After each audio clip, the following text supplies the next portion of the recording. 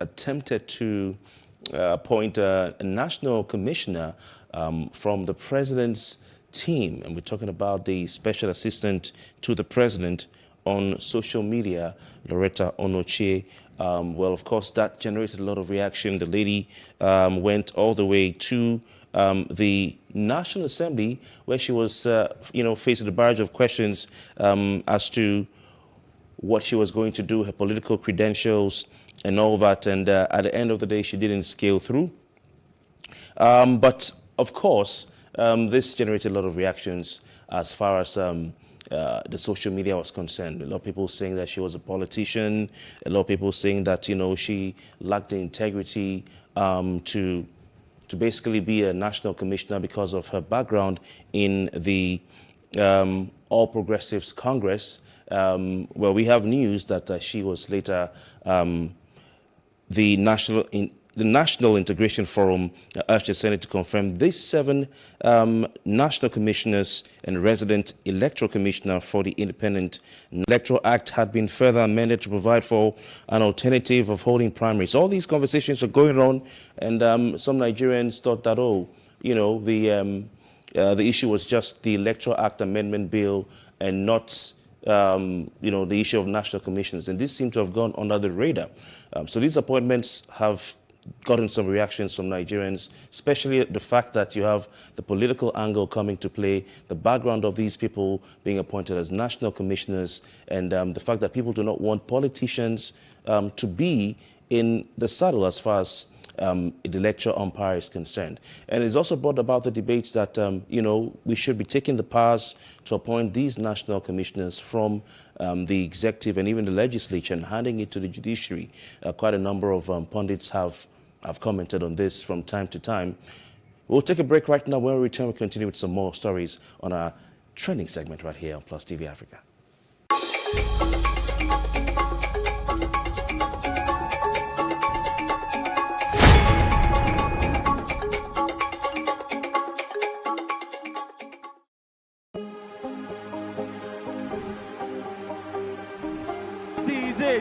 For upcoming artists to blow in Nigeria.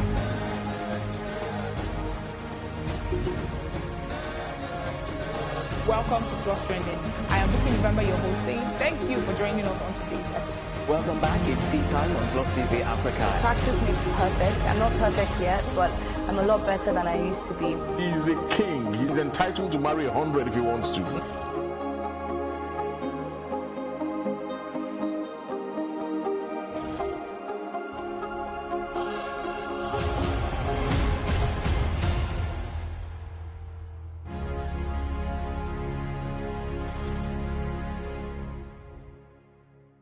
In raising our kids, parents should stop playing God.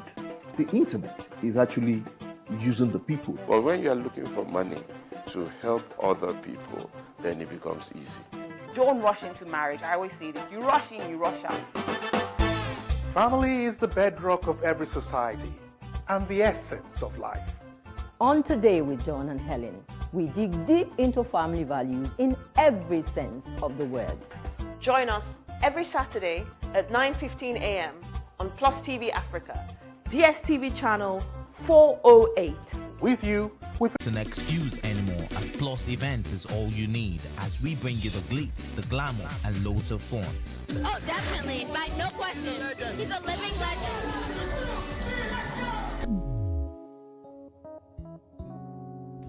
Oh, God forbid, Holy Ghost fire, I know. I just want to be blown away. I want to be wild. This is 11 years of doing it.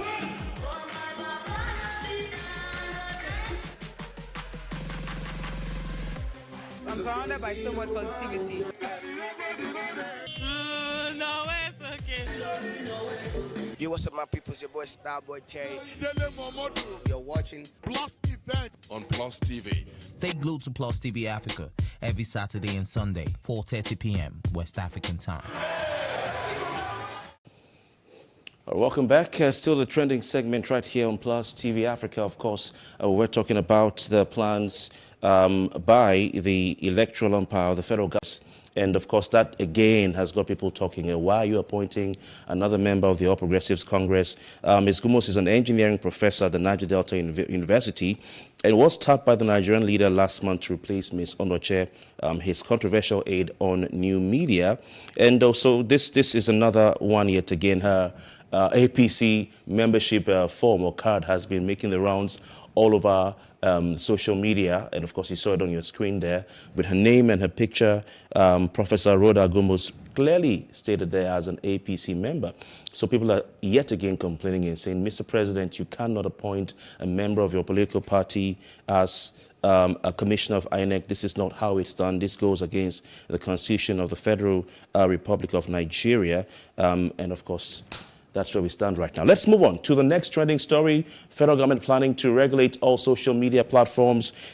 Several attempts have been made. Let's go back to the social media bill, and other bills, the suspension of Twitter services in Nigeria, etc., etc. Different, attempts by the Nigerian federal government to regulate social media. The pundits, the civil society organizations, those who are analyzing this, international community, and Nigerians in general, especially the youth who are the heaviest users of social media platforms, have always come out against this. We've had online protests, stop the social media bill, etc., etc. The federal government then, through the National Assembly, tried to, use another name to introduce something to regulate social media. And the argument has always been on the dangers associated with social media. And the latest coming from the Minister of Information and Communications, or rather Culture and Information, Lai Mohammed, who has been the one at the forefront of government communications regarding the suspension of Twitter. He's saying that Twitter operational conditions will be enforced on Facebook and WhatsApp as well as others. So we're not just looking at Twitter, but we're looking at Facebook, we're looking at WhatsApp, and we're looking at other social media platforms. The question on the minds of some Nigerians when the ban on Twitter in the country, of the restricted access of Twitter in Nigeria was lifted, was what was the agreement between the federal government and Twitter? While the federal government said Twitter had agreed to its conditions, some of which were included payment of taxes, and Nigerians were waiting for what Twitter would say. So the federal government says it's set to amend its relevant statutes and code to enforce the operational conditions of Twitter on social media platforms. And when we're looking at this sector, in terms of communications and media, you can talk about maybe the National Broadcasting Commission or the Nigerian Communications Commission. Now, the information minister was in the Egyptian capital, Cairo. He also said the federal government is amending the National Broadcasting Act and the National Broadcasting Code to ensure that online platforms operating in the country must comply with stipulated conditions. He also did say that this decision to regulate the other social media platforms was born out of the recent development on suspension of Twitter operations in the country and the agreement reached before the suspension was lifted. So obviously it seems that the federal government has said, okay, we've been able to achieve this with Twitter. Let's go over to Facebook. Let's go over to WhatsApp. Let's go over to, I'm sure, Instagram, because all these fall under Facebook, which is now known as Meta, and other platforms as well. And they've always said, see, in other countries of the world, social media has regulations. They point to America, the United States of America, where they're trying to come up with some measures to force these social media platforms to curtail hate speech and other divisive tendencies online. You've seen the likes of Mark Zuckerberg, the CEO of Google, appear before the Congress in the U.S. to defend this. So these are some of the things that have been happening on the trending social media discussions in Nigeria. Of course, Mercy is here with us. Mercy, how are you doing this morning? I'm very well, thank you. All right. Okay, let's move on to the next trending story. Of course, suspicious death in Ukraine. But we'll take a short break, and when we come back, we continue with the trending stories right here on Plus TV Africa. Please stay with us.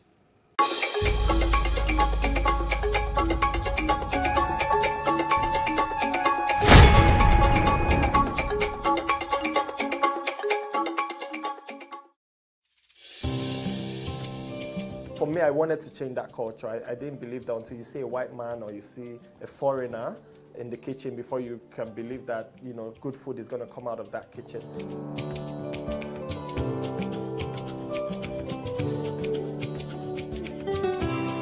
You can leverage on each other's spaces and, you know, sell.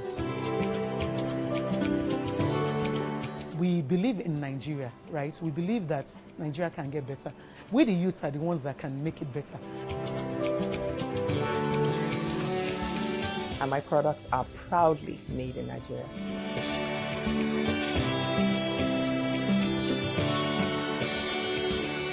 Made in Niger, showing every Tuesday at 10:30 p.m. and repeats on Saturday at 8:30 a.m.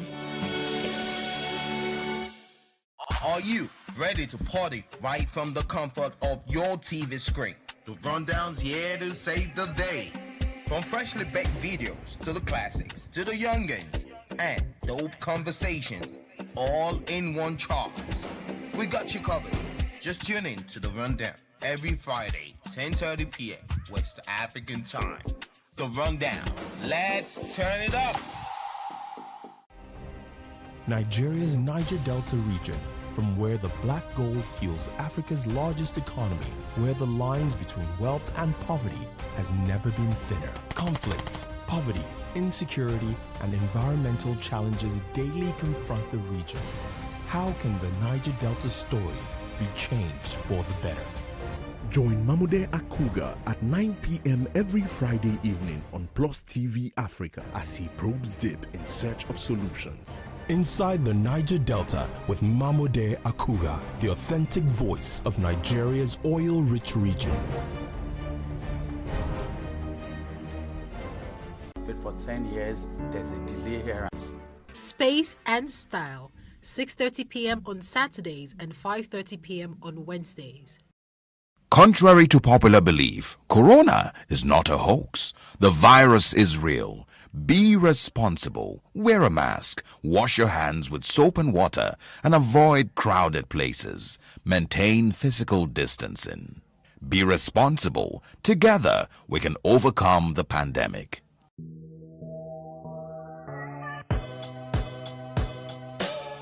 If it's all been trending in the entertainment industry, then we'll definitely be talking about it. We bring you the funny, controversial, and hottest topics making waves in the entertainment scene worldwide. We also interview all your favorite celebrities and keep you locked down with fun segments and live performances. Tea Time, showing every weekday at 10:30 a.m. to 11:30 a.m. and of course the repeat at 4:30 p.m. to 5:30 p.m.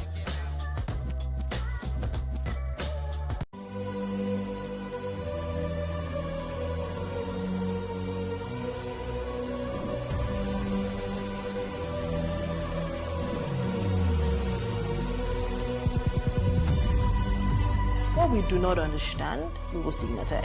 What you can see is the remaining of the tanker that exploded.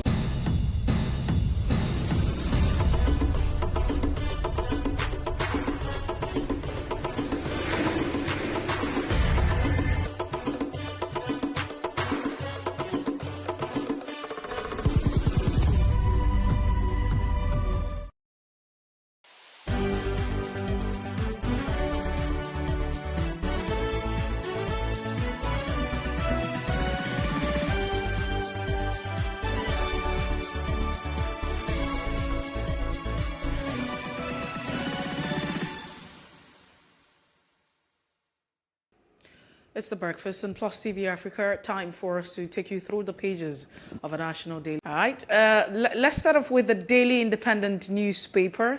And then looking at the Daily Independent, of course, the focus would always be on top stories. And the banner caption is what we start off with always. Federal government to increase borrowing to fund 3 trillion naira 18-month subsidy bill. That's what the Daily Independent says. To ask NAS for amendment to Fiscal Framework 2022 budget. Amend PIA to accommodate 18-month subsidy from 6 months. That's a rider underneath the bold caption. I mean, that's a lot. And you also have 2022, BC Kola Wale wins Ekiti PDP Guba primaries. And you have 183,000 APC members to elect Guba candidate today. Court declares deductions from federal account for police trust fund unconstitutional. Orders federal government to refund Rivers State. And Nigeria records 26 Lassa fever deaths, 115 cases this year. Sanwo-Olu flags off road project to link Ojota Link Bridge. And you also have APC not zoned presidential tickets. Order says Buni.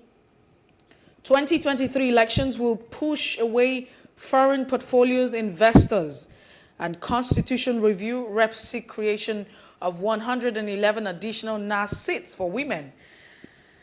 Well, it comes at a time when we're talking about the cost of running governance. I mean, the cost, yes. the fact that we're spending so much with our legislatures, and we're thinking about 11 more additional NAS seats. That's interesting. Let's move straight to the leadership newspaper with these headlines. The leading headline there, fuel subsidy, of course, taking the attention yet again. It's probably been about 3 days since the papers have been paying attention to this. Heat turns on NNPC as governors NLC query consumption figures. And if you remember, sometime last week, the Senate President Ahmed Lawan, who went to see President Buhari and was the first to announce that the president was not in support of removal of fuel subsidy, was questioning the daily consumption of petrol in Nigeria. It's hovering between 70 to 72 trillion liters a day. And sometimes it's gone as high as 100 million liters a day. So this is an interesting headline. Fuel subsidy, heat turns on NNPC as governors NLC query consumption figures. The following right newspaper. Court stops FG's deductions from its APC reconciliation team. Ganduje Shekarau feud.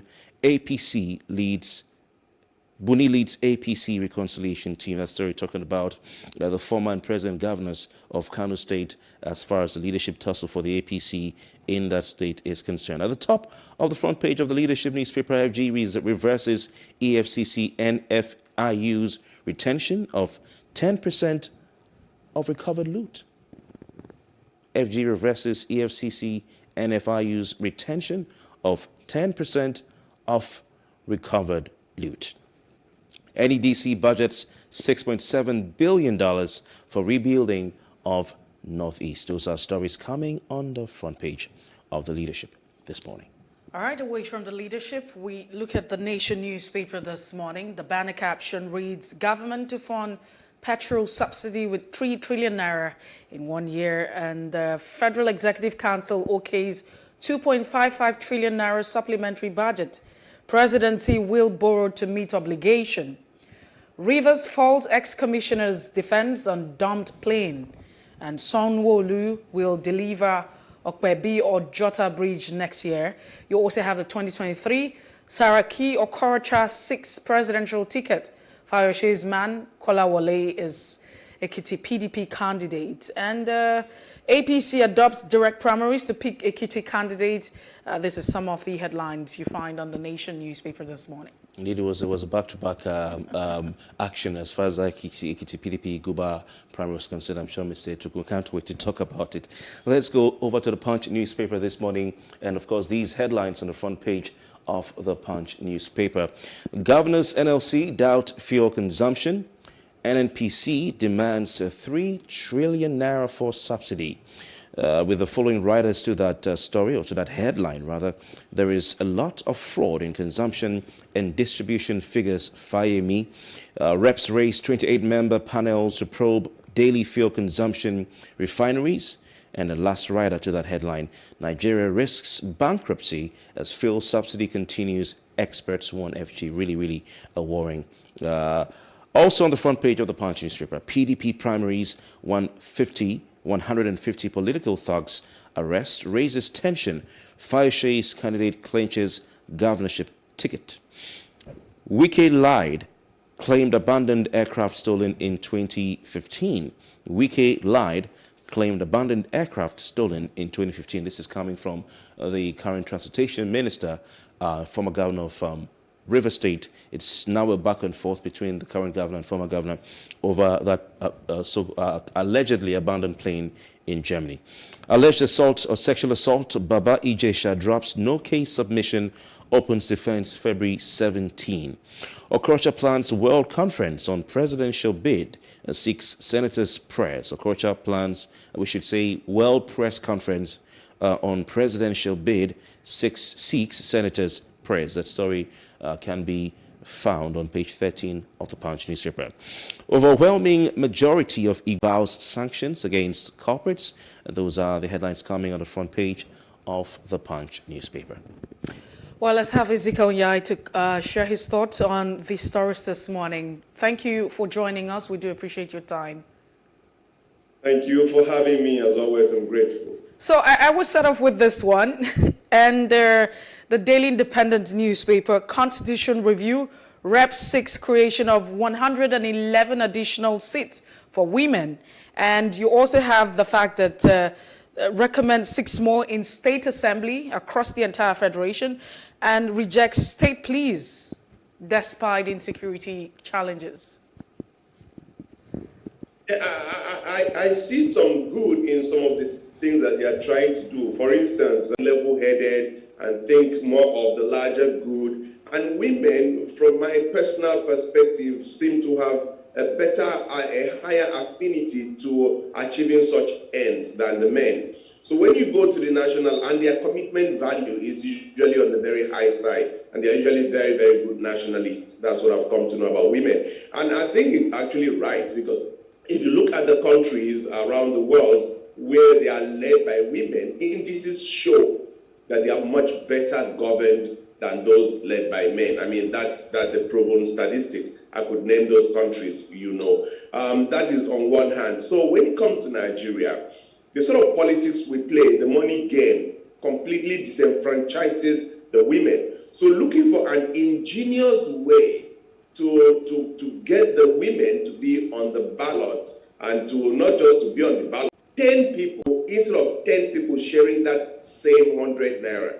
I believe that the take home of the National Assembly members needs to be honestly looked into, to the end that even if we increase the numbers to accommodate the women, we don't need to pay more. All we need to do is to say, guys, you've got to take less and let's have the women in it. And any National Assembly member that will oppose that is somebody that will need to look into very well. So on that score, I believe that a good point is being made. The women should be given a little consideration, and so that they come in on board. Where there are too many men in that National Assembly, we need a lot more women. So to that extent, I agree with him. I agree with the National Assembly. In the area of state police that they are rejecting, I don't agree with them. Every policing is local. There's something I put up called the national eye. You realize that at the end of the day, the security of Nigeria is not in the hands of the police or in the military. It's in the hands of the people. And the sooner we get into that mode, that mentality, the earlier it will be for us to achieve national security, because we are thinking too much of security in the wrong direction. You know, we talk in terms of state policing and we go down to municipal policing or local government. In fact, we need to get down to the ward level, and then we change the mentality from the first angle to the involvement of the people, to the synergy between the people, bringing in even the traditional rulers and even every village head, giving them a responsibility. The moment the people own the security apparatus or local government and ward policing in a completely different mindset from what we are having today. Thank you very much. Interesting. I would love to look at your template, Mr. Leading contenders, you know, apart from one of them going on a protest saying that the primary was being hijacked by a former governor of Ekiti State, Ayodele Fayose.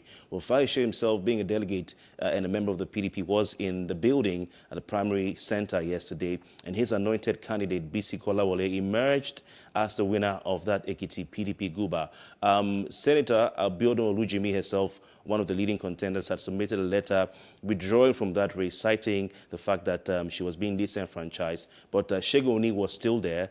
He was beaten by a wide margin, a wide gap, by BC, of course, Kolawole BC, who was a preferred candidate of Fayose. What do you say to this? What's your thought on the involvement and the emergence of Kolawole as the flag bearer of the PDP? Yeah, the very first thing is that I have a personal, do I say I have a personal issue, or he has a personal issue with me, talking about my brother Fayose? Because in 2007, I contested, and he told me that the only reason I lost was because I refused to involve him and make him my campaign manager. That was just on the lighter side. We're just talking about our friends.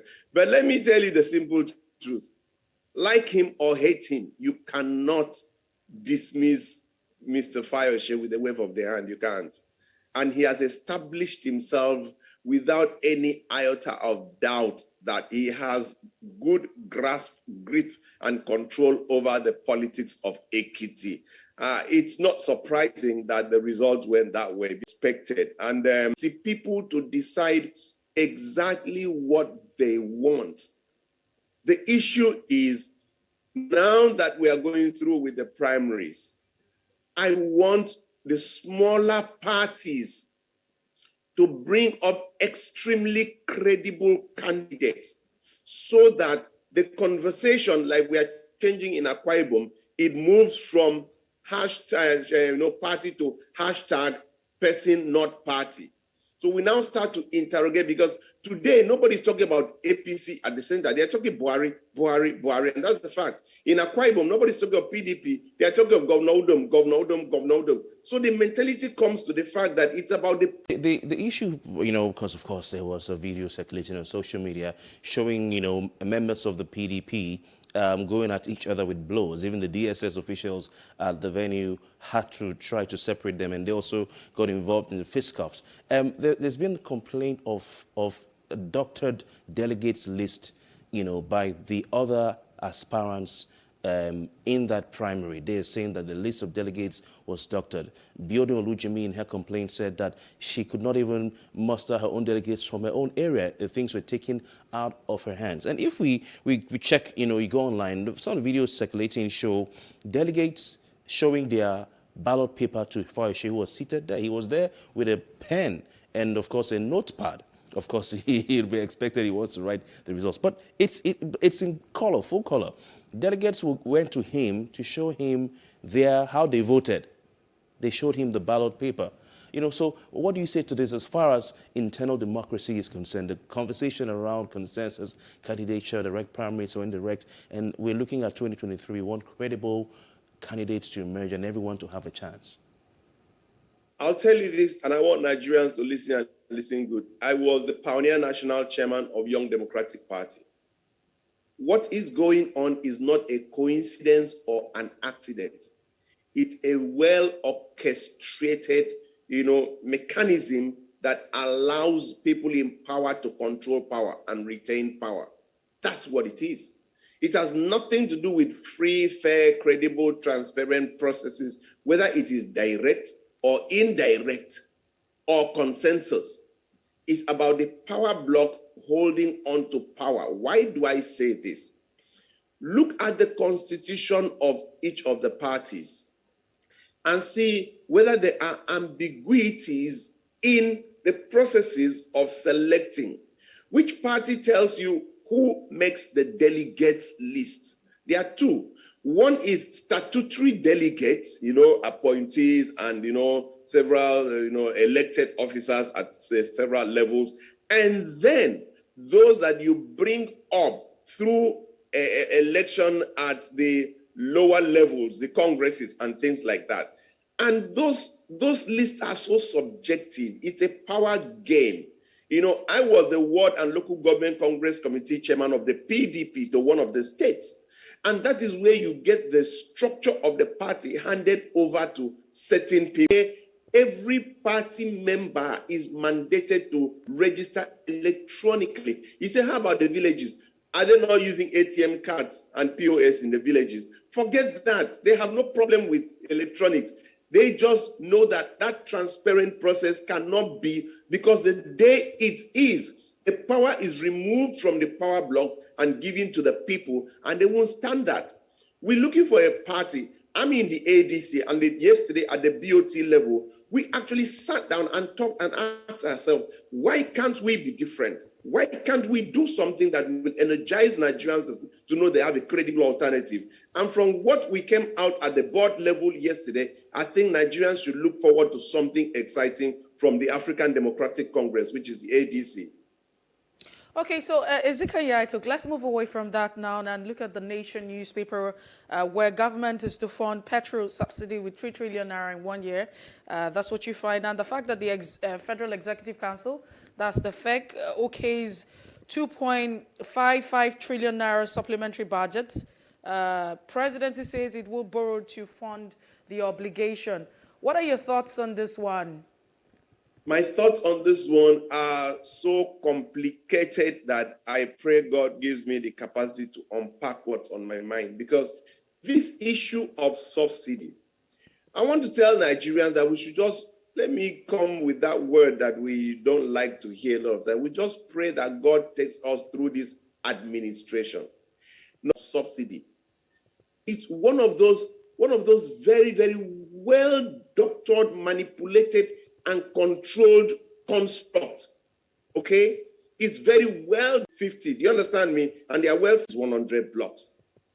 Why is it so difficult for us to know the volume of consumption of PMS or petrol in this country? What is rocket science in it? Why is it so difficult to do that? Number two, what is really the landed costs of petrol? What are the plus that takes it to? The cost of petrol doubles when even in the international market, the price has not doubled.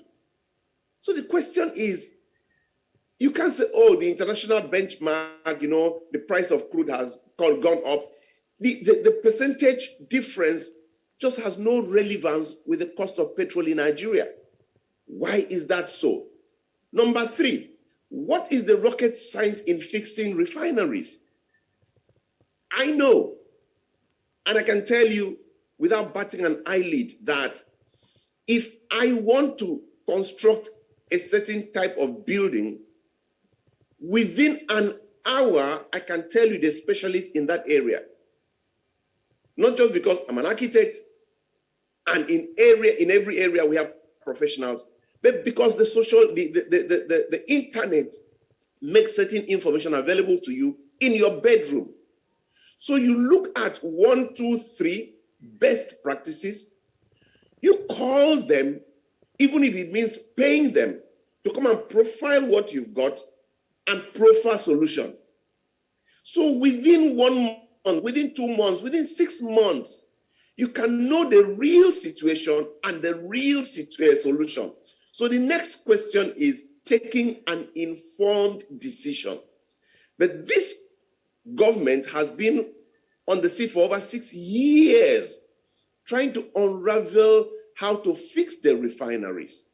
We've all agreed that refining our product in-house, at home, is a solution. We've all agreed.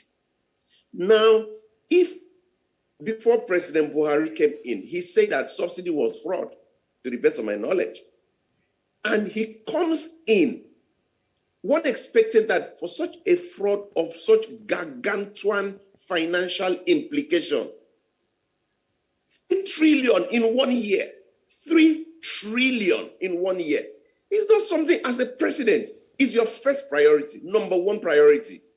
Because you fix that, it will have implication on security. So you cannot in 6 years know what it would take you to fix the refineries. Doesn't make sense. Okay, all right. You see, this thing is, I'll end on this note. because there's so much on it. We can still go back on it. I'll tell you this. These people need, in my opinion, this money to fund the election. There's nothing as sweet in fraud as big volume of money coming in under shrouded circumstances. Okay, interesting. Let's see how that plays out. We will definitely have some more time to talk about this. Let's stay with the Nation newspaper, Mr. Etuk, and let's look at what's happening as far as the 2023 presidential race is concerned. And if you look at the top right corner of the front page of the Nation newspaper, we have a new name or some new names joining the presidential fray, even though the supporters of Bola Tinubu are claiming that he opened the floodgates, as if that's an achievement. But 2023, Saraki Okorocha to seek presidential ticket. We expect what Okorocha is calling a world press conference to be held in a matter of days. Your thoughts on this? Two things. I want us to, you see, I have, how do I put this? I'm a friend of the mainstream media, but I'm starting to have a very major problem with the mainstream media. That giving us that animation that Nigeria has two choices. Everything you want to do is PDP. Long time ago. There's another man called Bola Ahmed, Obong Bola Ahmed Tinubu, and he's just declared the media is falling head over heels over him. But I want to ask a question. Just assume that these two people, competence, talking in terms of capability, talking in terms of, all these things put together. Not to talk in terms of the sentiment factor. I want to put that aside. Are you honestly telling me that Professor Kingsley Moghalu will look at like a Boy Scout in terms of competence to run a country? You see, there is politics, there is governance. And I expect the mainstream media to run a narrative on politics and governance and let Nigerians start to change the conversation and bring in competence. In defense of the media, Mr. Yetuk, I didn't see that coming. But in defense of the media, I mean, we don't take sides. I'm sure you know. We just give people the news. No. We could say that we're not trying to shape any narrative as far as any of the candidates is concerned. We're just giving people the news. And who is the news maker? No, I'll tell you this. Who is the news maker between Moghalu and Tinubu? You tell me, sir. Who will turn the biggest heads? I'll tell you, your biggest responsibility, which is captured in the Constitution, is to be the fourth estate of the realm.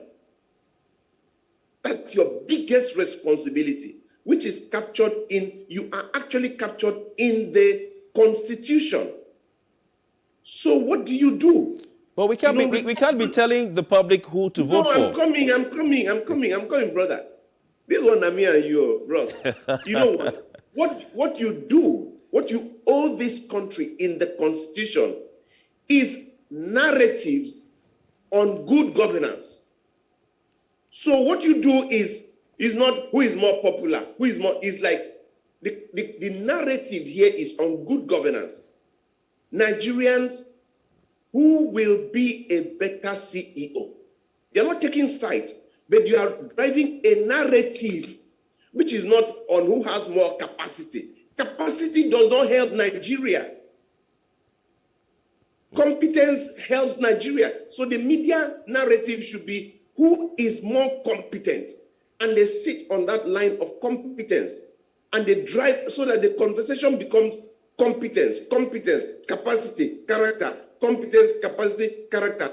My brother, if the media runs that narrative within a physical capacity, technical ability, fit for purpose, can the media start to drive fit for purpose narrative? That's your job. That's actually your constitutional Yes, sir. assignment. We have to move on. We have to move on. But can you blame the media for simply reporting what's happening? You know, if I ask you, sir, sorry, sir, if I were to ask you, what news has Moghalu made in the past 1 or 2 weeks? Can you tell me? Tinubu went, up north visiting, some political godfathers and all that. Tinubu made a statement saying, you need to go and get your PVC renewed because it's expiring. You have him meeting a lot of groups. They're holding events in Lagos, in Abuja, and other parts of the country. And then the APC is the ruling party right now. And the intrigues in the APC with his political protege, Yemi Osinbajo, also making a run for the presidency and putting him on sort of a coalition course. You don't know what's going on between both men. That's a news item. These are stories, and people are making statements about them. Nobody is talking about Moghalu for now. He hasn't made any news. And our responsibility is to report. I agree. That is because our perspective is in the wrong narrative.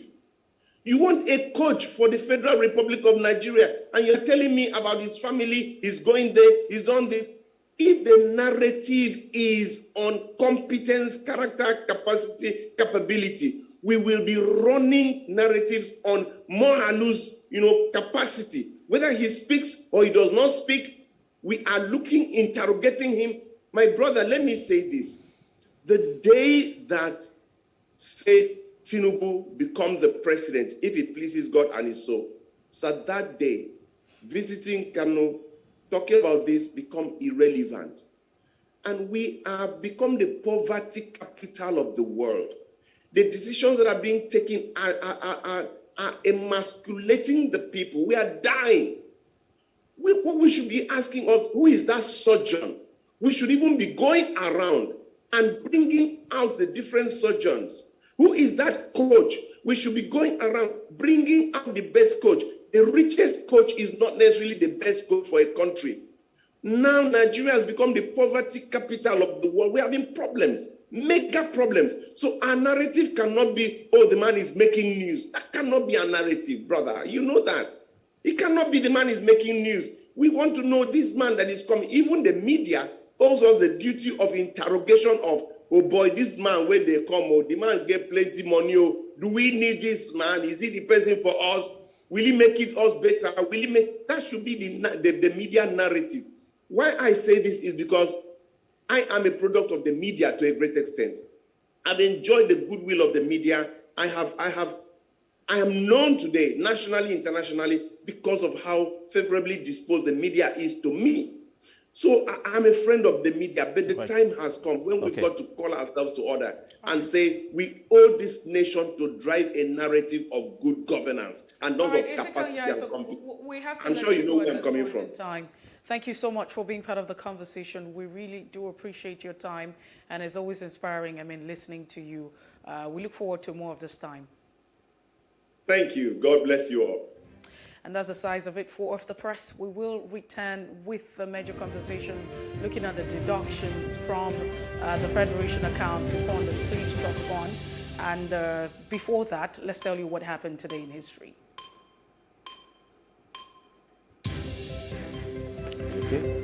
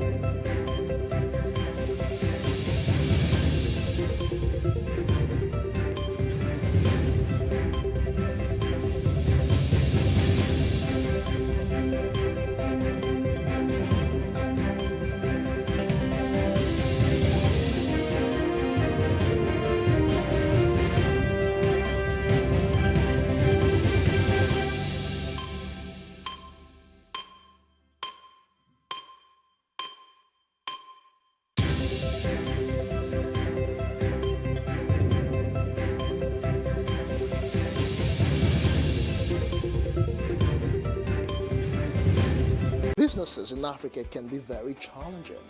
In Nigeria, it is particularly intimidating, and successful builders have learned how to navigate a hostile environment to unlock opportunities. But one major challenge businesses face is how to filter through the noise and identify where their ideal customers exist.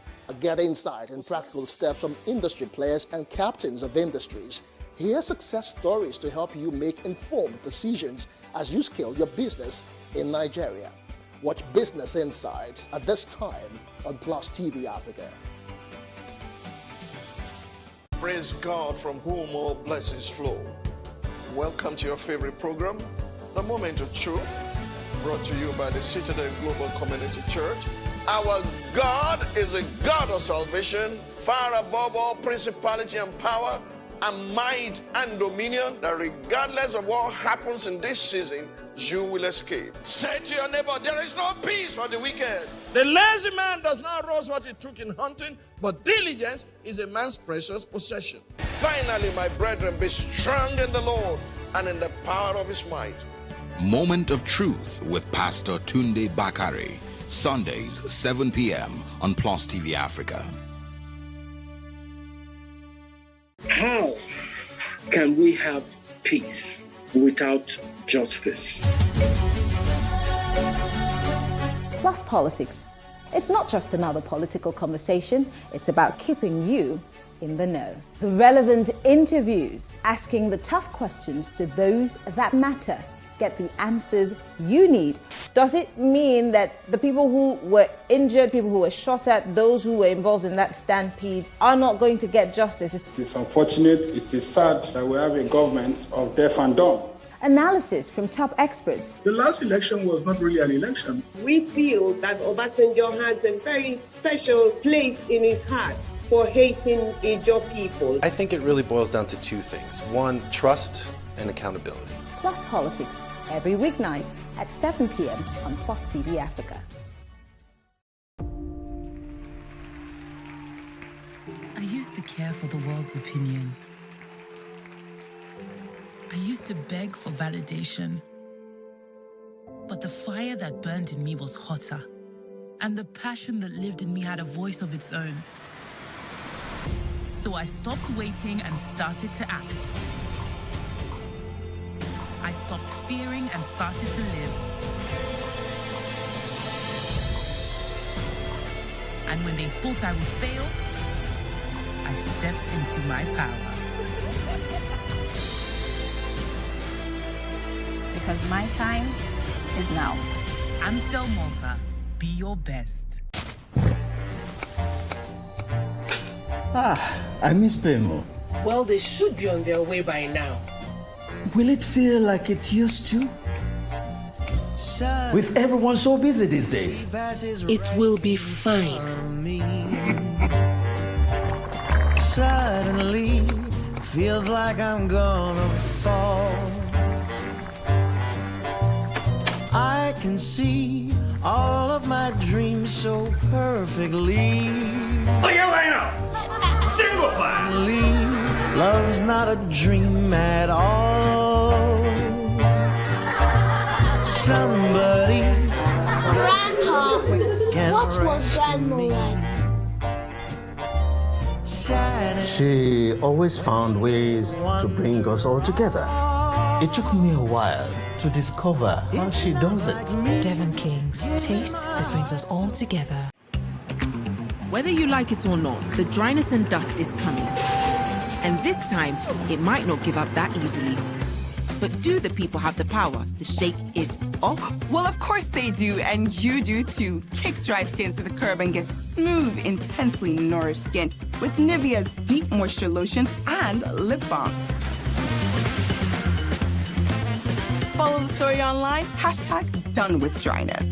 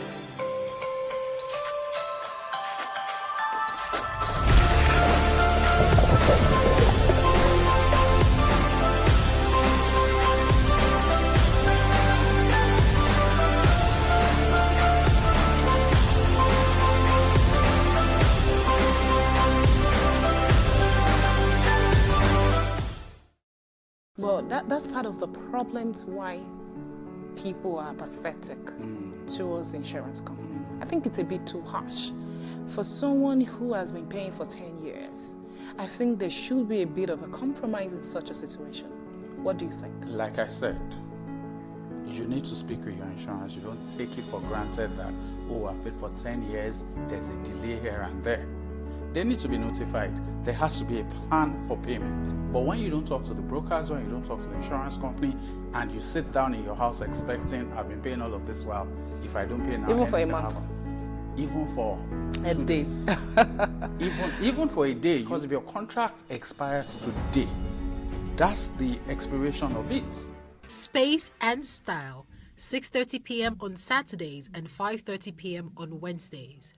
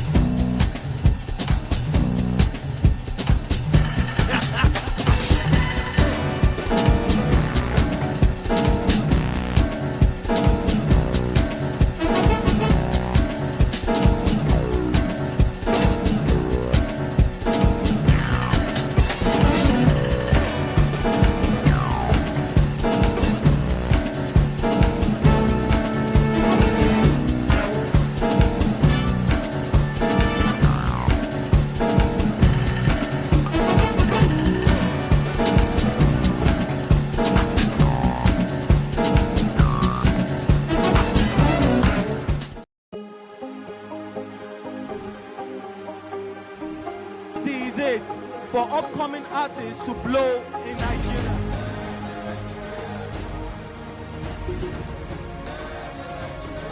Welcome to Plus Trending.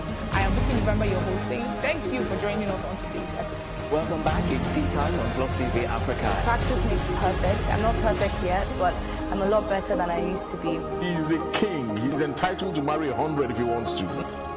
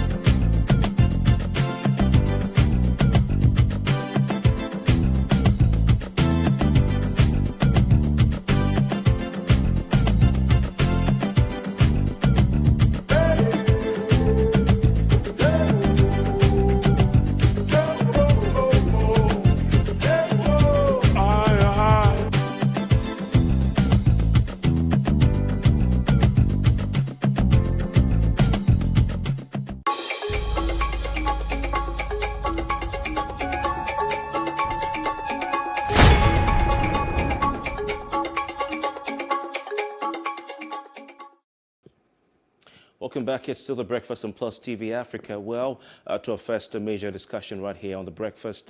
Federal High Court in Abuja yesterday barring the federal government from further making deductions from the Federation account to fund the Nigeria Police Trust Fund. Now, not just the Nigeria Police Trust Fund, but other institutional, the direct allocations made so far by the federal government from the Federation account to fund the Nigeria Police Trust Fund. What does this judgment mean for governance and fiscal federalism in Nigeria? To help us answer this and other burning questions on this issue, we'd like to welcome and say good morning to Mr. High King Esquire, a human rights advocate who's reaching us all the way from River State and Port Harcourt, to be precise. Mr. King, good morning to you. Good morning, Kofi. Thank you very much. Now, you are a well-known lawyer in Rivers State. This is not the first time the Rivers State government has taken the federal government to court over fiscal issues, of course, financial issues. What's going on? Why do we always have the Rivers State government in court with the federal government over monetary issues? Well, I am not surprised, but it's a good one because the global meltdown have made some state government and some other, even the federal government, to begin to think outside the box. Because you will agree with me, it is because of the economic meltdown that the local government, state government, and the federal government, they are looking for ways to generate a fund. Because what they are doing now is because they are looking for money. There is nothing wrong with that. Thank God for that. I think I like that this is one of the positive aspects of the economic meltdown globally, and Nigeria too in particular. I think this is a very good one. It has made them to begin to realize that they can make money from other sources, because this thing has been going on for years. Nobody queries it and nobody challenged it. So because they felt that they are not getting enough what they should get, and why should this be happening? So answering your question is a good one. There is nothing wrong with it. I commend the Rivers State government. I commend everybody that is able to challenge the status quo, challenge what has been going on for years right now. Thank God for them waking up from their slumber. This is not the first time the Rivers State government is taking, like we said earlier, the federal government to court over fiscal issues. We can remember the tussle. It's still ongoing over VAT collection. But we have 36 states in Nigeria. All these states have attorneys general. So even if the governors are not lawyers, they don't have a... we have 36 states in the country. Even if the governors are not lawyers like Wike, they have attorneys general who can advise them. How come this has been going on and no... I think it's commendable on his part. It's very, very commendable. Like I said, the economic challenges have made them to begin to look for how to make money. Because when they had excess money, some of these bad issues, they didn't bother about them. They didn't want to look into all those areas because they're having a lot of money. But now there is no money. It happens even individuals. Sometimes I let my tenants be in the house without even remembering that their rent has expired. So when I don't have money, I will go, no. This man have not paid. This man have not paid. Go and look for him. Go and look for him. So it's like that. I think because lack of money is making them do what they are doing. And Wike is taking the bull by the horn. Commendable, commendable, commendable. Okay, but let's also talk about the constitutionality of the deductions now, because according to the government of Rivers State, they're saying that this is unlawful, being that you have the PTF, not the creation of the Constitution. And what is the implication for state government, local as well, that have to be dependent on the federation account for the handouts that come? So what is the implication of all of these on these other tiers of government? It's very good right now. The indication is that they will begin to do the right thing. That you have done a wrong thing or done a wrong deduction for a long time does not make it right. That the hand of a monkey has been inside the pot for a long time does not make it a human hand. It is still a monkey's hand. So even when you pretend that it's a human hand, it can never be a human hand. So what is going to happen now is that this year's government will get more money. Because when the state gets more money, he will not give more money to the local government, and this will cut across. So what Wike is doing is for the whole Nigeria. It's not for Rivers State alone. Like I said, it's commendable. Commendable. The situation has made them to wake up. Circumstances have made Wike to wake up. Because he has been there since he didn't do it. But when the economic crunch continues, he has to do it. It's commendable. I commend him for that. So the implication is very fantastic. It's good. It's good for everybody. It's good for all of us. Some of them will have more money. Although the argument has been made that some of them will also have more money to embezzle. Interesting. Mr. King, You know, the governor of Rivers State has had this judgment in his favor. It has implications for the rest of the country, like you're saying. The different tiers of government will have more money to be able to share, or there will be no deductions going to the police trust fund from the federation accounts. What do you say? What do you think this means? This judgment means for the ongoing debate on restructuring, you know, issues surrounding VAT states are tackling on or taking on the federal government, not just Rivers State, but also Lagos State, which has been in that battle for some time. And now we have this one on non-constitutionally recognized government agencies like the Police Trust Fund or government contributions. What does this say, or what impact does this have on the ongoing clamor and agitation to have a restructured federation where the component units have a greater control of their natural resources and financial affairs? I think it's part of the restructuring that we are talking about. Let me do a little explanation about these constitutional issues. Constitution of Nigeria, 1999, as amended, is the ground norm. It is the overall law in Nigeria. It does not mean that other laws are not recognized. No, it doesn't mean that other laws are not recognized. Other laws, whether federal or state laws, are laws. Even local government laws are laws. They are to be obeyed.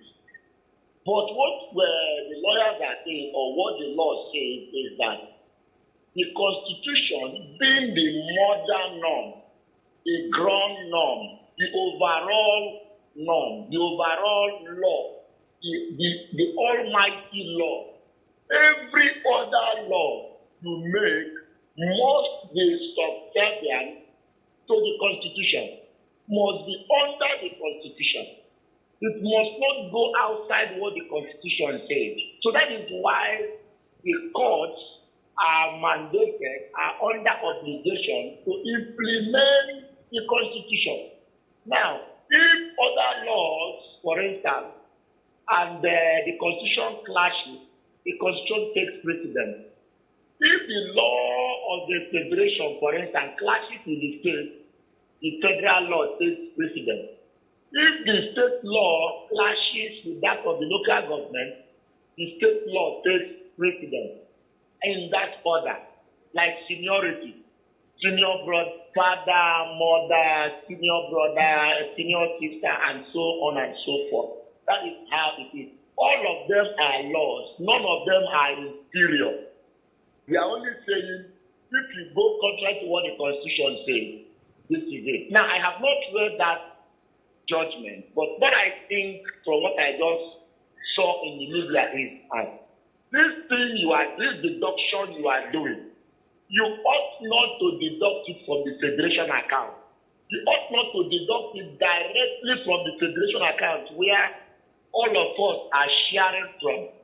Now it's like this, there is a big pot where the 36 wives comes to collect soup every day. Now, these 36 wives will come to, Nigeria 36, comes there, I'm giving an analogy now, comes to this pot to collect soup every month.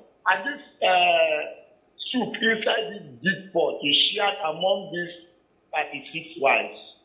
Now, the pot itself have other, when he takes his own, the pot itself, we have the reserve inside there. After it's due to the 36 wives, the pot will also have a reserve there. The pot also has responsibility to other children that the pot has outside the 36 children.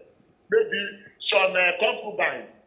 I'm just giving an analogy. Now, we are saying that the pot, when you collect your own, take from there and give to your concubine.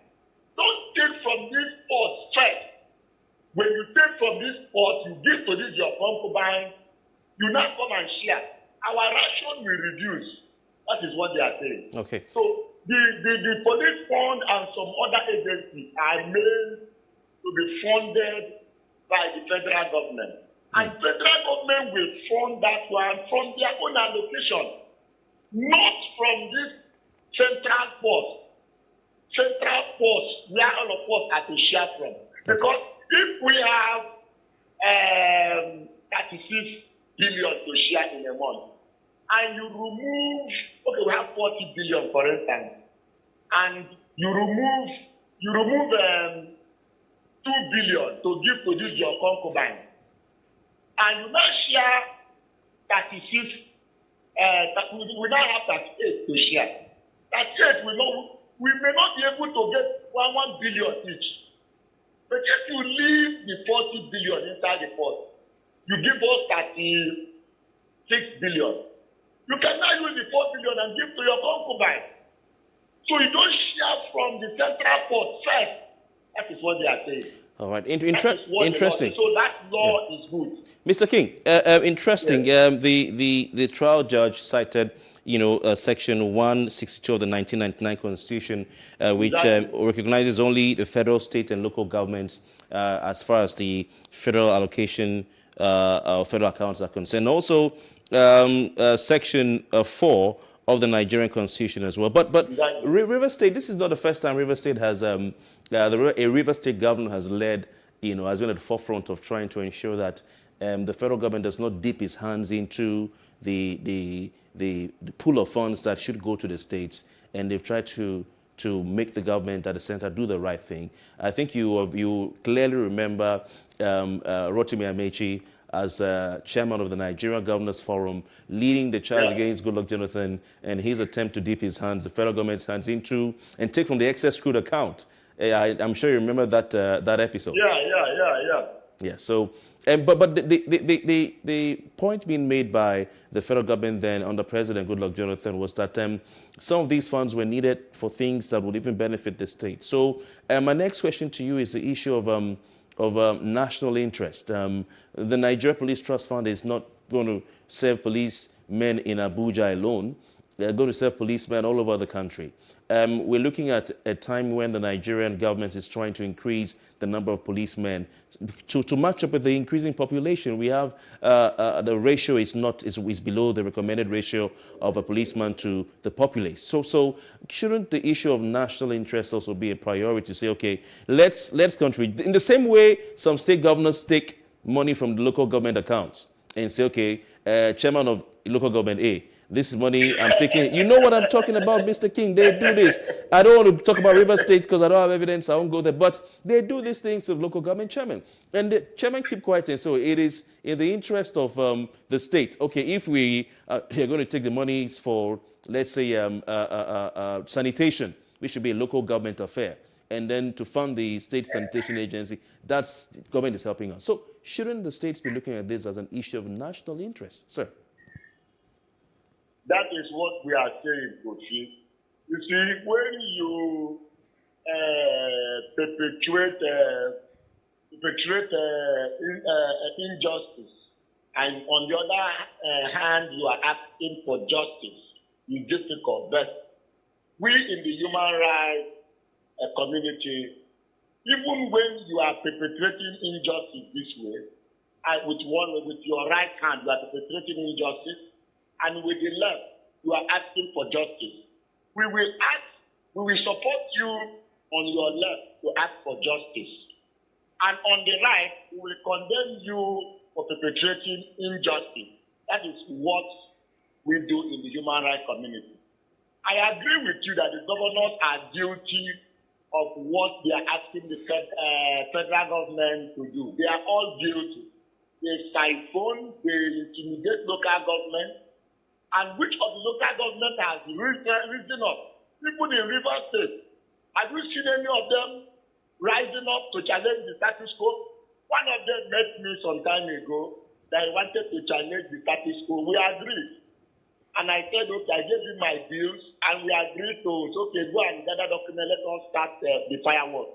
He ran away. He told me that they have prevailed on him, that he should not challenge the governor and all that. I said, well, go and rest now. Because as a lawyer, if I don't have a client, I cannot go to court on my own. I'm not a local government chairman. I'm telling you, River State, One of them approached us. We have agreed. But you chickened out. But Wike has the boldness to do what he's doing. And I commend him for that. I am not condemning. He's very good. I want him to even take more initiative because what he's doing will also trickle down at a point.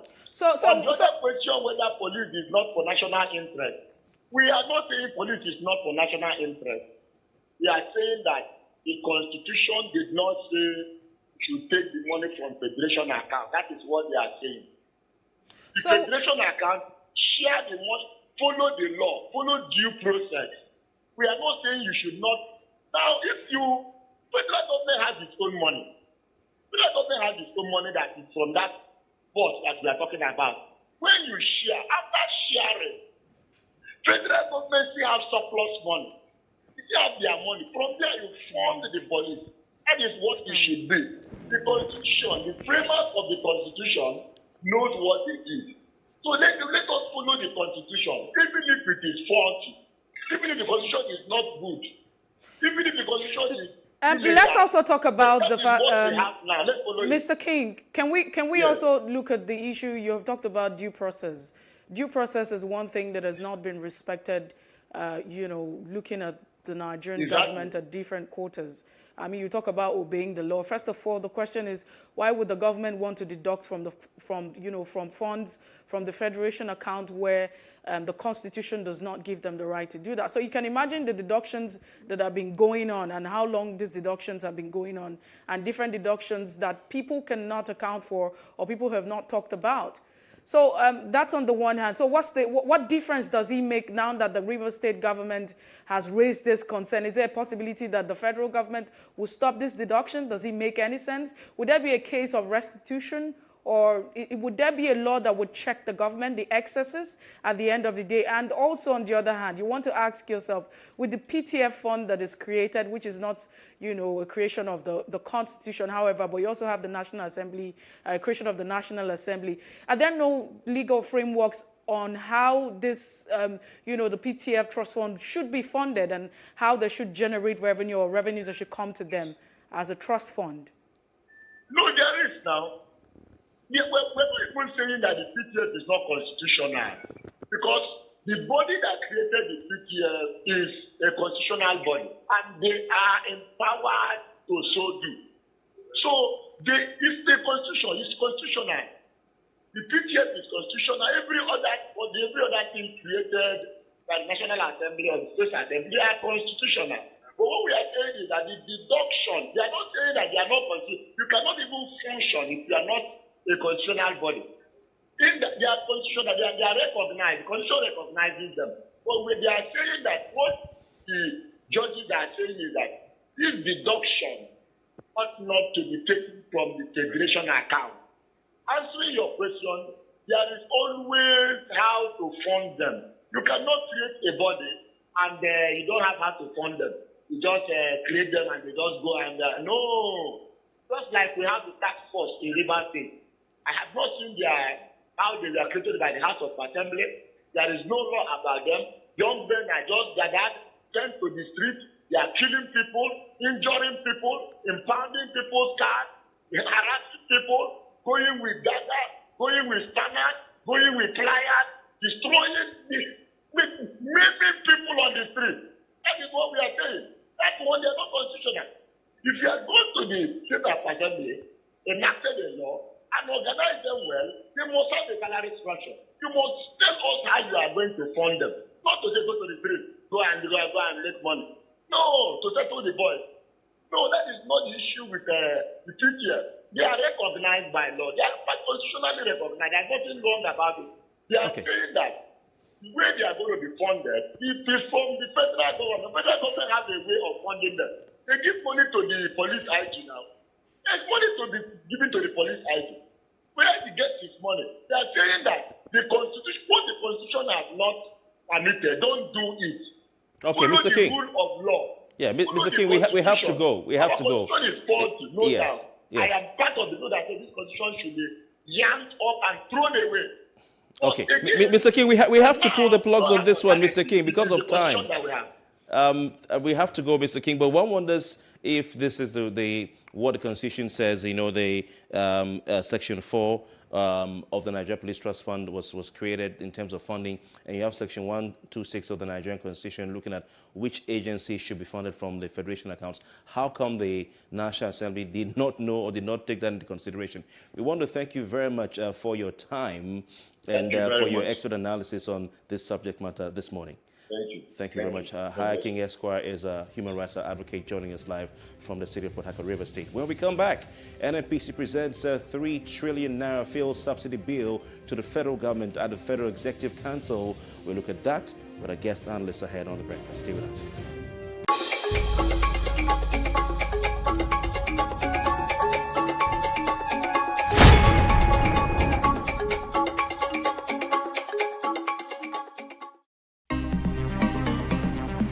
Life can be fun and rewarding, but it also comes with some risk. As in business, you win some, you lose some. And that's why you need to be wise in the choices you make. It's like placing a bet. Again, you need to be wise. Wise in choosing an innovative platform with the highest market options and highest odds ever. That's why Winners Golden Bet, the leader in online, in-shop, virtual, and live sports betting, gives you enhanced platforms that offer you the best chances of winning. For betting on live soccer matches, live dog races, and virtual games.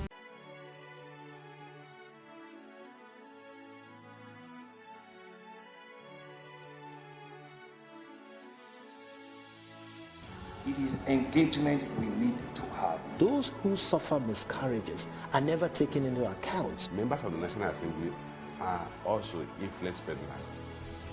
You are sitting on Nigerians' money. From the Babin, I pay my rent. From the Babin, I send my children to school. A consultative engagement. No any tangible notification before they ban us. It's one thing for people to be at your back and the heat of the moment, and another thing for them to still be with you when push comes to shove. I will do everything to take Lagos out of the national grid.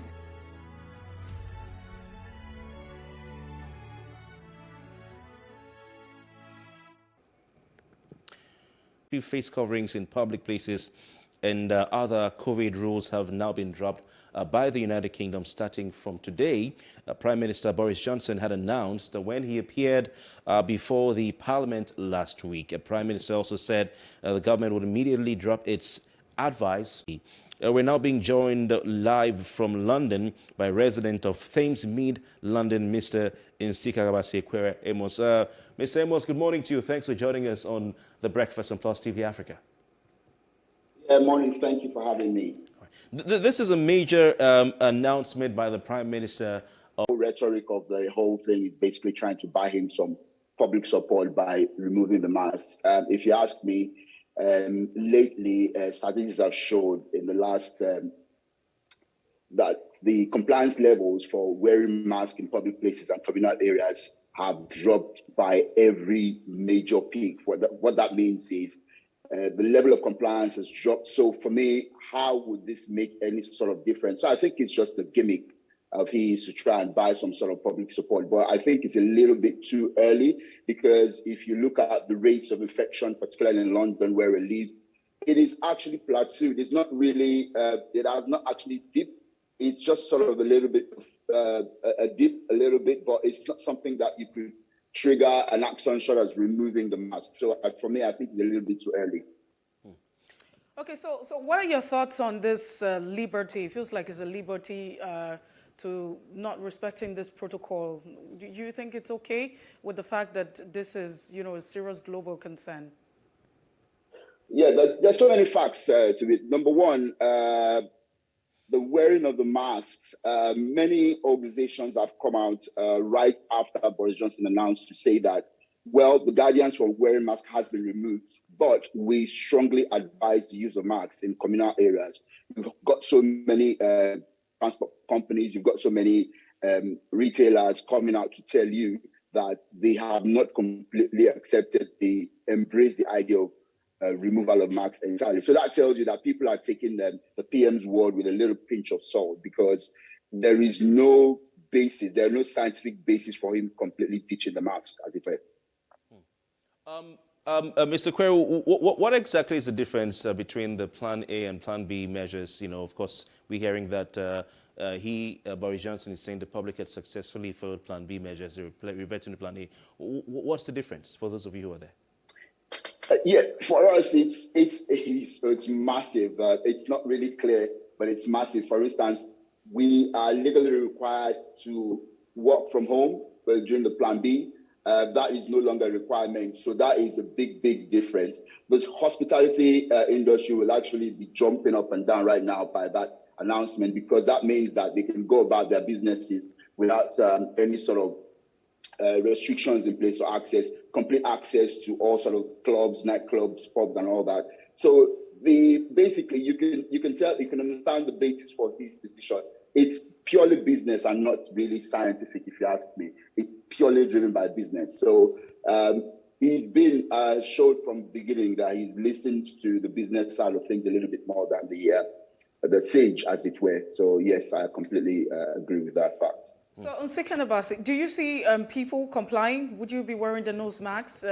What do you really think? Are people already, taking that to consideration, not working from home, among others? For instance, I work from home, but when I have to go to the hybrid, we are currently doing what's it called, hybrid. So you work a few days in the office and a few days at home. The guidance for wearing masks in the office has not changed. The guidance for wearing masks in the bus stays, public transport, the train, the rails has not changed. People still wear masks. So exactly how does this impact the life and culture of people? It has little or no impact. Compliance levels have naturally dropped because people have ceased to be compliant with wearing masks generally. So that will not suddenly change. But I don't think that it will have any sort of massive difference because, to be honest, I still wear masks.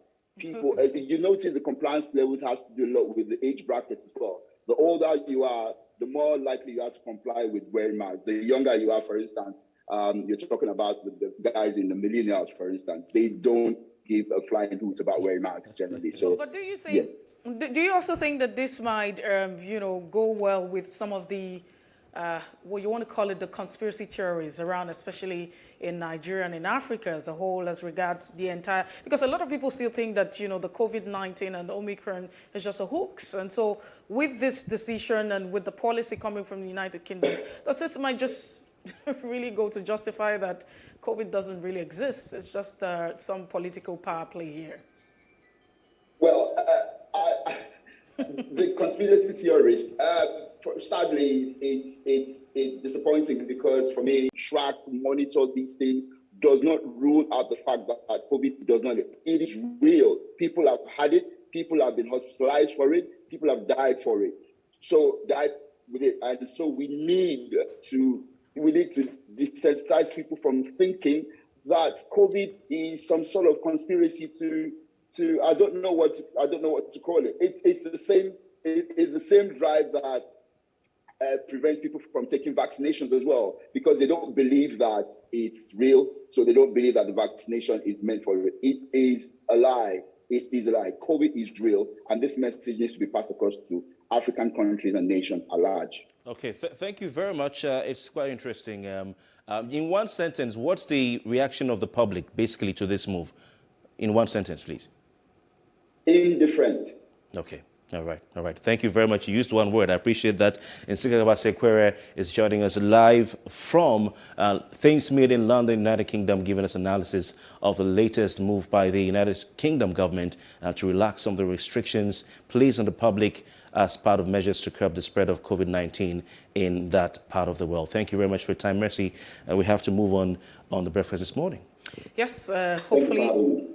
All right, we do appreciate your time, and hopefully when we return, we head straight to the third conversation where we look at the issue of the cost of fuel subsidy for 2022.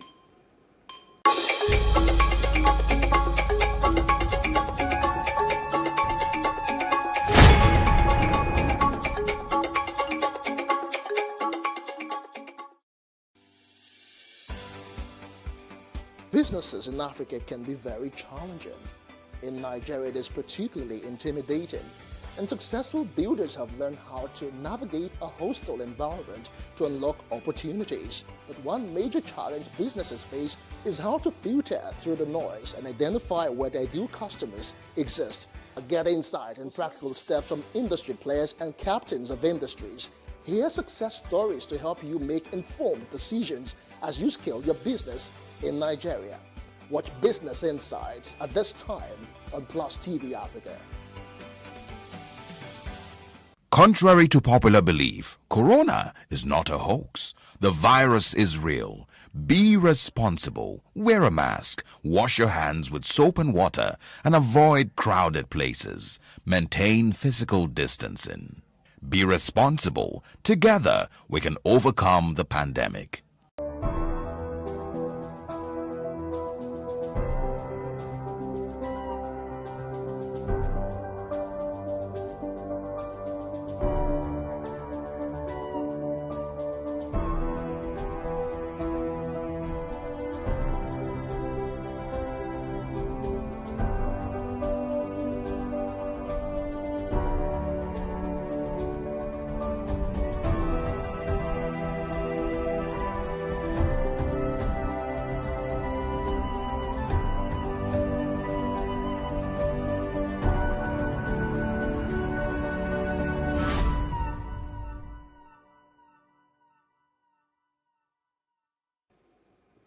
It's still The Breakfast on PlusTvAfrica, and this is the third and last conversation for the show this morning. We look at the Nigerian Petroleum Company, NNPC Limited, presenting to the Federal Executive Council, that's the FEC, a bill of 3 trillion naira as what is required for the payment of subsidy for 2022.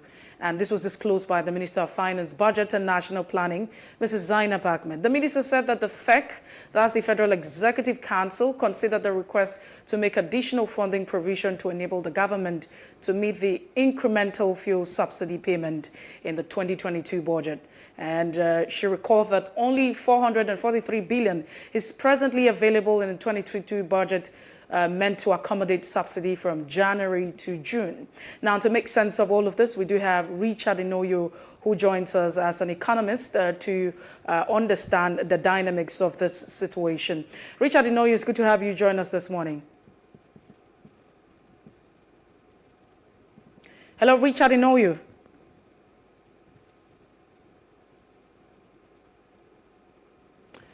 Okay, so seems we're having a bit of a challenge with him. Mr. Noyo, can you hear us, please? All right, we'll try and get across. Apologize for that technical network problem. We'll try and get back to our guest. Noyo, he would have some very interesting views on that. But Mercy, it's interesting the times we're in. Of course, we've been talking about this for some days now. The fact that there was a confusion, as to whether the federal government was going to go ahead with removal of fuel subsidy or not, especially when the Senate President paid his ceremonial visit to Aso Rock Villa, and then he walked out to that same spot where he likes to stand to address the press. The press always wait for him at that spot. And he said these words: President Buhari does not want to remove fuel subsidy. And people were like, what's going on here? This is not what we heard, because the NNPC GMD, before they changed the whole setup in NNPC, he'd been saying, Amala Kyari had been saying that there will be a removal of fuel subsidy some point in 2022, and that Nigerians will have to pay the real price or the real cost for that. It was unsustainable, was his words. And then towards the last quarter of 2021, Zainab Ahmed, Minister of Finance and Budget and National Planning, came out to say that this was a reality, that the nation can only and will only be able to, fund subsidy up until June 2022.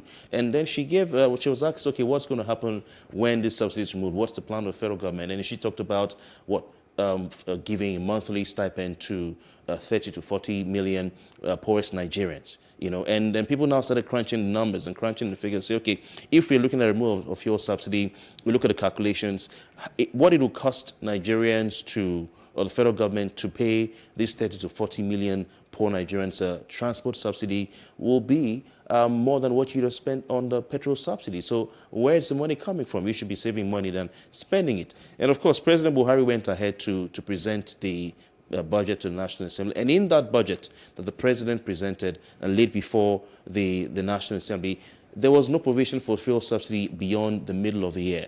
So it was sort of conflicting and surprising to hear the Senate president come out and say, oh, you know what, the president does not believe for Nigerians. And you now put that in the light of agitations and threats by Labour to embark on a nationwide strike, which we don't need at this point. It's been a roller coaster of an experience. And you also want to add the issue of the PIA, that's the Petroleum Industry Act, that rules out entirely, the subsidy regime. And what have you, I mean, at this point, if we're looking at February, we should entirely not be having conversation about, fuel subsidy being in the entire system, right? Deregulation and all of that has been actually encouraged. And so you also have the fact that we're also asking, the government's also saying we're suspending the implementation, we're calling for the suspension of implementation of the PIA because it would also mean we going against the law and the rule that we actually instituted.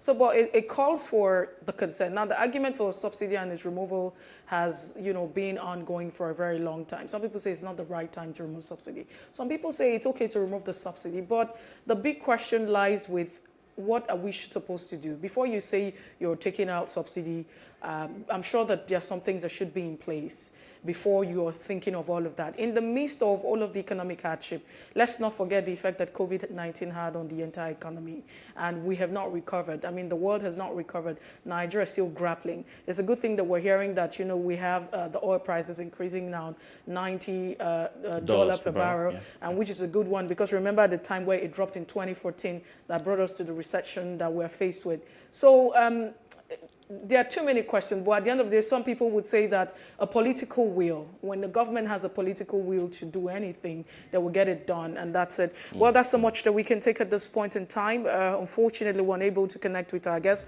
Richard Inoyo. We're hoping that we have this conversation subsequently on The Breakfast. If you missed out on any part of it, it's all right to follow us on Facebook, Twitter, and Instagram is at PlusTvAfrica, and do subscribe to our YouTube channels at PlusTvAfrica Lifestyle. I am Messi Boko. Do have a fantastic day. And I'm Kofi Patel. So return tomorrow. Good morning.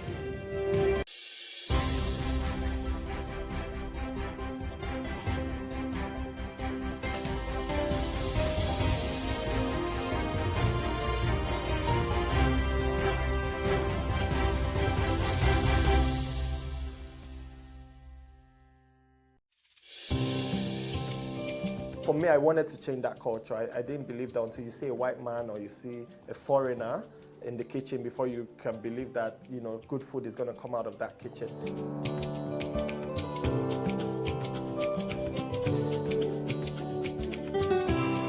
You can leverage on each other's spaces and, sell.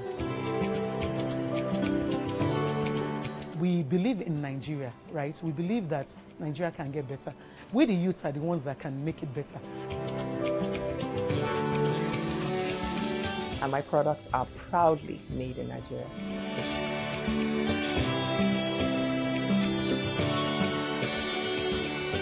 Made in Nigeria, showing every Tuesday at 10:30 p.m. and repeats on Saturday at 8:30 a.m.